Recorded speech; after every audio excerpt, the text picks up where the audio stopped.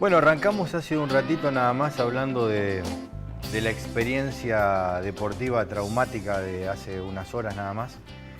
Tiene que ver con el comportamiento, y el comportamiento tiene que ver con la justicia, con la sensación de justicia que uno tiene y también con la sensación de los límites que se pueden tener. Para eso evidentemente tenemos una constitución, para eso hay leyes y para eso hay una forma de manejarse. Ahora, hemos hecho algunas cosas mal.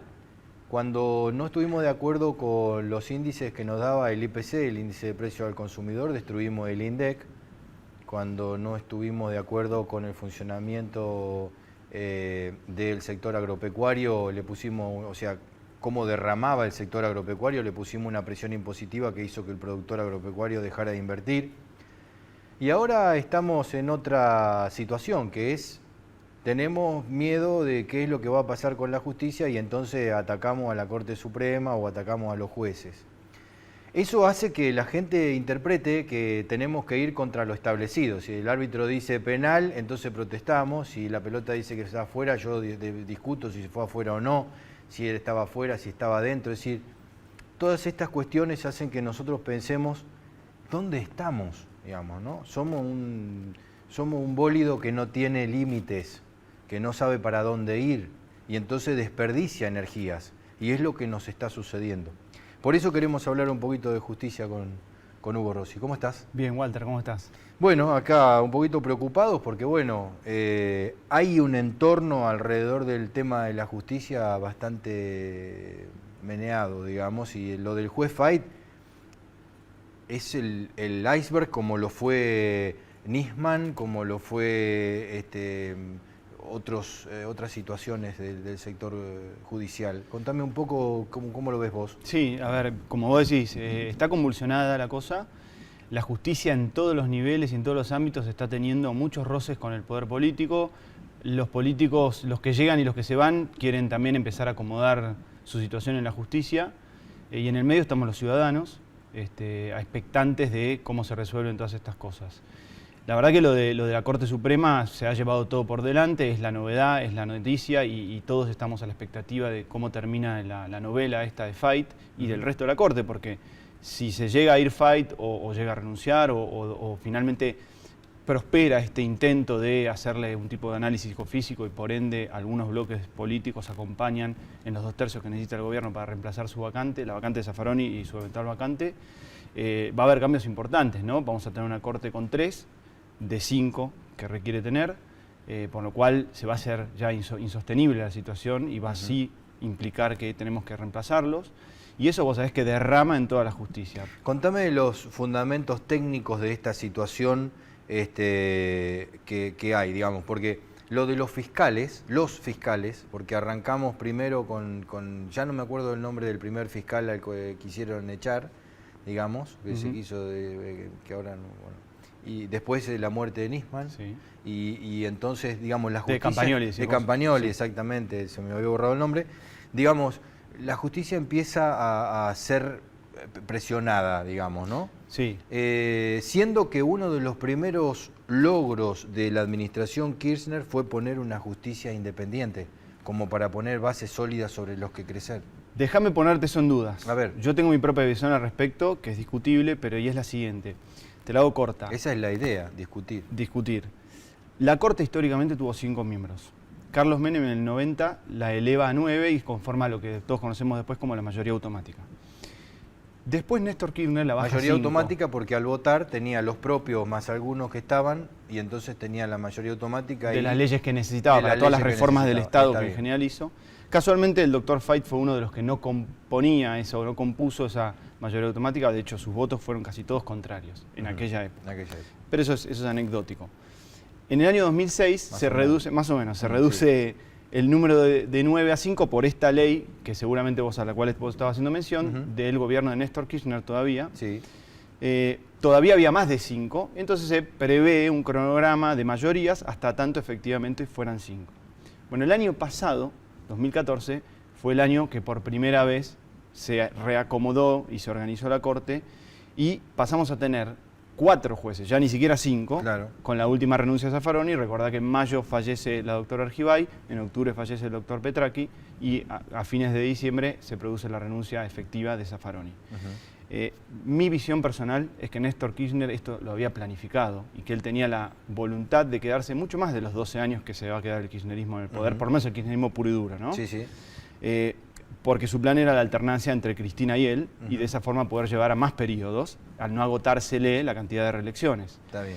Mi visión es que cuando él reduce a 5 los miembros de la Corte, toma en cuenta la edad de muchos de ellos, entre uno de ellos el doctor Fait, que en aquel momento ya tenía 86, 87 años, o sea, Claro. era una persona muy grande, y él planifica probablemente que para esta época ya se le iban a producir muchas vacantes o por renuncia o por fallecimiento. Y de Claro. hecho, fíjate que fue así. Claro. O sea, pasó que en el 2014 se redujo en 3 la Claro. cantidad de jueces, y hoy tenemos 4 y casi 3, depende de lo que pase con Fait. O sea que si ellos hubieran continuado con su plan, es mi visión personal, y hoy tuvieran la posibilidad de una nueva elección, por ejemplo, si Néstor estuviera vivo, probablemente en la nueva presidencia de 2015-2019, ese presidente va a tener que elegir jueces de la Corte y tenga la posibilidad de meter 1 o 2, probablemente. Yo personalmente creo que ese era el plan original al bajar los jueces a 5 y no tanto conseguir una independencia como fue la Parece manera que se de... dio. Exactamente. Bueno, y para darle un entorno a esto, vienen nuevos vienen nuevos presidentes, cualquiera que sea. ¿Qué es lo que ves de cada uno de ellos respecto de la justicia futura? Mirá, yo creo que gran parte de lo que van a poder hacer se define en estos próximos meses. Y te doy 2 datos. El primero es qué pase con la suerte del doctor Fait. Porque si consiguen que el doctor Fait efectivamente renuncie a su banco, lo logran sacar antes del cambio de gobierno, quizás puedan forzar que la nueva Corte ya esté conformada antes del nuevo gobierno y le limiten la posibilidad al presidente que venga de llenar esas vacantes. Si no consiguen que el doctor Fait se vaya, al tener 97 años, todo indica que en el nuevo periodo presidencial efectivamente se vaya, claro. Y ahí sí se produzcan 2 vacantes y el nuevo presidente de la Nación va a tener mucha injerencia en esos nombramientos. Y el segundo dato que se está discutiendo en estos momentos en el Congreso de la Nación es la ley de implementación del nuevo Código Procesal Penal. Suena un chino. Sí. El Código Procesal Penal nuevo se sancionó a fines del año pasado. Sí. Pero para que se pueda poner realmente en marcha, hace falta una ley de implementación. Esa ley de implementación, más allá de poner en marcha las disposiciones procesales, lo que además habilita es el nombramiento de 1.700 agentes en la justicia penal, en el Ministerio Público. ¿Agentes qué son? Funcionarios. Funcionarios. Funcionarios del Ministerio Público Fiscal, donde hoy está la doctora Gil Carbó. Ajá. Eso, si también se logra hacer antes de octubre, puede determinar en gran medida, recordad que el Ministerio Público Marcarle Fiscal... la cancha al próximo gobierno. Exactamente. Muchísimas gracias por el rato. Al contrario, muchas gracias a vos. Bueno, ya venimos.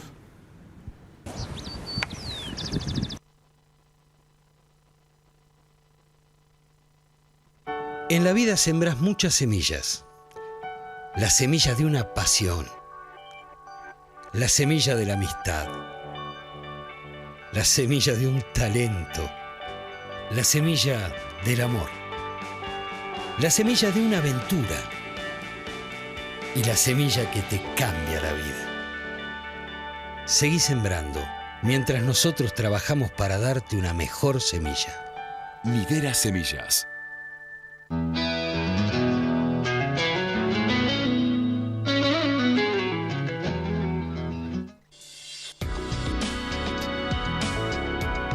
In just a decade, the landscape of the Argentinian countryside has changed forever. Líder indiscutido en embolsado de granos y forrajes. Las bolsas y Pesasilo están conquistando a los productores de todo el mundo gracias a su confiabilidad y eficacia. Y Pesasilo, la bolsa líder en almacenamiento de granos y forrajes. Y Pesasilo, en Bolsa Más. Manufactured by Grupo IPESA, Río Chico.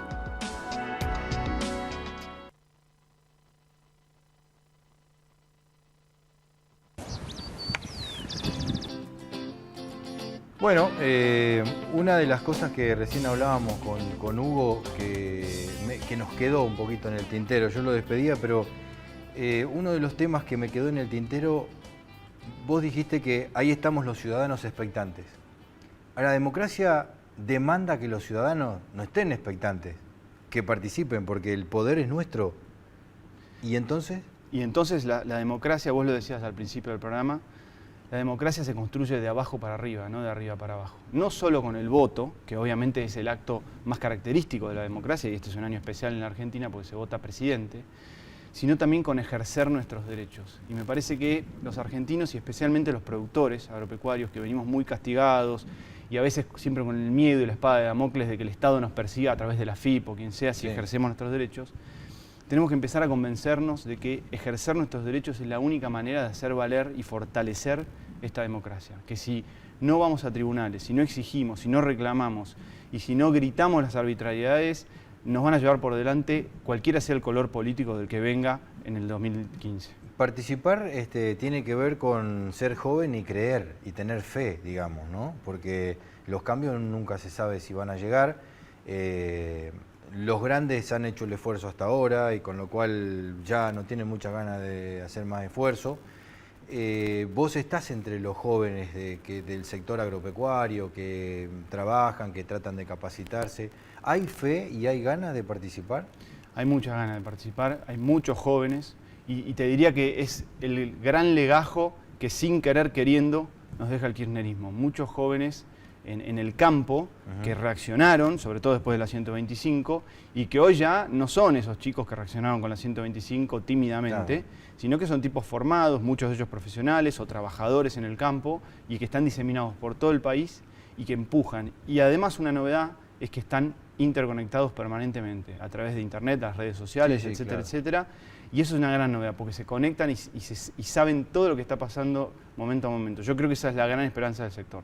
Teniendo en cuenta estas situaciones y teniendo en cuenta la democracia y las cuestiones del próximo voto y esto de participar y de interrelacionarse que tiene el sector agropecuario, debe ser uno de los pocos sectores que tiene semejante cantidad de actividades a lo largo del año, exposiciones, seminarios, congresos, etcétera, etcétera. ¿Vos ves que la participación política empieza a encaminarse? Tuvimos una primera experiencia grande como sector que fue después de la 125. Algunos se frustraron porque sentimos que no conseguimos los resultados realmente de fondo, de cambios de fondo que queríamos, las retenciones, los ROEs, los temas más rimbombantes. Y yo creo que hubo una maduración y ahora esta nueva generación de jóvenes que vio pasar toda esa película en su despertar a la política, sí lo entendió y yo veo a muchos de ellos trabajando en distintos partidos, en distintas propuestas. Me parece que hay una maduración importante y ya no vamos con la inocencia de pretender cambiar todo de un día para el otro, sino de un trabajo que nunca termina. Porque la política es eso, un trabajo que nunca termina, ni hablar la democracia. Está bien. Uno de los temas que uno ve, sobre todo en los grandes, es que cuando se habla de política, se habla de política partidaria. Se habla del radicalismo, del peronismo, de izquierdas o derechas, etcétera, etcétera. Y perdemos el rumbo de que políticas es armar un camino para lograr un objetivo. Nosotros todavía no sabemos no tenemos ni el objetivo claro como país, eso está claro. Pero ¿eso ha cambiado en los jóvenes? ¿Entendemos que tenemos que construir el camino? La generación nueva, esta famosa generación Y, tiene un concepto muy distinto a lo que tienen las generaciones anteriores. Ellos saben que todo nace del individuo. Y ya no importa dónde estoy hoy y dónde voy a estar mañana. Lo que importa es que yo me vaya cultivando y desarrollándome. Y esa es la única forma que yo vaya derramando algo mejor alrededor. En lo personal, en lo familiar, en lo empresarial y en lo político. Por eso digo que me parece que la Argentina que se viene es la Argentina del no miedo a ejercer los derechos. Y sería ese realmente un salto importante en nuestra democracia. O sea, que los argentinos no le tengamos miedo a reclamar, a exigir, a ir a la justicia, a ir a tribunales. Es un primer paso porque no hay político que resista a un ciudadano ejerciendo sus derechos. Bueno, ahora sí, gracias. Al contrario, gracias a vos por la vuelta a bienvenirme. Bueno, algunos de los temas que nos fueron quedando. Hablábamos de la situación básicamente que pasamos con el tema deportivo. Un tema deportivo que sucede en toda Latinoamérica seguramente, que Brasil habrá vivido sus momentos difíciles. Ahora, al mismo tiempo hay un tema que es muy importante y que tenemos que tener en cuenta. En estos días o en este episodio específico que estábamos viviendo, uno miraba en la tribuna la gente que festejaba la situación, digamos, ¿no? La oportunidad de festejar el salvajismo. Y había mucha gente que lo hacía. Y entonces los salvajes se sentían con la anuencia de poder hacerlo.